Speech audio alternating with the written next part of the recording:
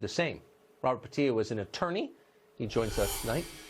Mr. Patillo, thanks very much for coming on. So why should, if Bernie Sanders is calling for a $15 an hour minimum wage, and you can make a case for that. By the way, I'm not dismissing that out of hand at all. How outrageous is it that he's not even paying his own staff $15 an hour? Like, what's the justification for that? Well, Tucker, I think you have to understand the point. You said there's no difference between the Democratic candidates. I don't think you can put Bernie Sanders and Congressman Gabbard in the same category. Right. We have a lot of diversity within the base of the That Democratic is a fair Party. point. And we're going Hold on. Let me just pause and say I agree with you there. And I'm sorry.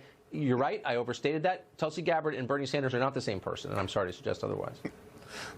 But the point is, I think Bernie Sanders and many of the fringe candidates, I still consider Bernie Sanders to be a fringe candidate, are going to realize that rhetoric and macroeconomics are going to connect at some point. You cannot minimum wage your way out of a recession. You can't minimum wage your way outside of into economic prosperity. We've had three straight presidents have concentrated on Keynesian macroeconomics of injecting capital into the markets, which has given us the economic boom we have right now. But ultimately, that is like pouring rocket fuel on a fire. It runs out at some point, and we have to work on cutting the deficit, cutting spending, and putting in common sense programs that can actually bring down the cost of living so that we don't have to continuously raise the minimum wage. That's what Bernie Sanders is running into. So it's not so much hypocrisy for Bernie Sanders. I just don't think, because he's never run a small business, he's never been outside of the Washington bubble, except for when he was mayor in Vermont. He does not understand these issues, and now he's running smack dab into that.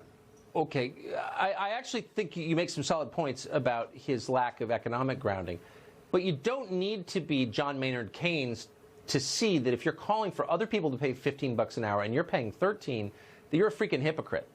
I mean, it's just kind of that simple. You don't really need to know anything about macroeconomics to know that if you're not doing the very thing you're demanding that other people do, or if you're Kamala Harris and you're saying, I'm going to fine you if you don't pay women the same as men, and you're not paying women the same as men, like, you're a hypocrite. Or is there another name for that? Hold on. On the Harris point, we're talking about less than a 6 cent on the dollar difference between male and female staffers. And we have to understand that the pipeline for male and female staffers going into high-level Senate positions has not always been the same and equal. When women are starting from a deficit going in, then, of course, the male staffers are going to be paid more at this level. Wait a second. But that's not, okay, I get it. Look, again, we have to level the playing field going forward. But hold on. She doesn't allow for that reality. That's the point. No, you're saying something that's true, and I agree with you, actually. There are a lot of factors here. This is not simple. However, that's not her telling of it. She said any corporation where it's not one-to-one equal. There's no excuse. I'm going to fine you. And then she doesn't pay her staff equally. So, like, maybe she should give other people the same benefit of the doubt you're giving her. Well, what I think you have to do is in what the role of the federal government has always been, to put handrails there to force corporate action. You have to be the referee. You have to put the rules into the game. You have to make sure everybody's playing by the same rules in order to create that level playing field going forward. So what she is stating is an aspirational idea, which we have to work towards, not that it can be implemented right now at this moment. She should live it. Robert Patillo, thank you very much. Good to see you tonight. Thanks, Tucker. Kamala Harris doesn't simply lecture America about the pay gap. She's a lecturer, boy, is she ever. She also loudly criticized the plea deal that former Labor Secretary Alex Acosta gave to billionaire molester Jeffrey Epstein. But turns out Harris has her own history of handling sex crimes leniently, especially when there are political elements to it. Listen to this. Kamala Harris negotiated a deal with San Diego's Democratic mayor, Bob Filner, who really was a creep, after he was exposed for repeated sexual harassment. Filner spent no time in prison and did not have to register as a sex offender, even though he pleaded guilty to offenses against 3 separate women. Francie Hakes is a former federal prosecutor. She has some perspective on these cases, and she joins us tonight. Francie, thanks a lot for coming on.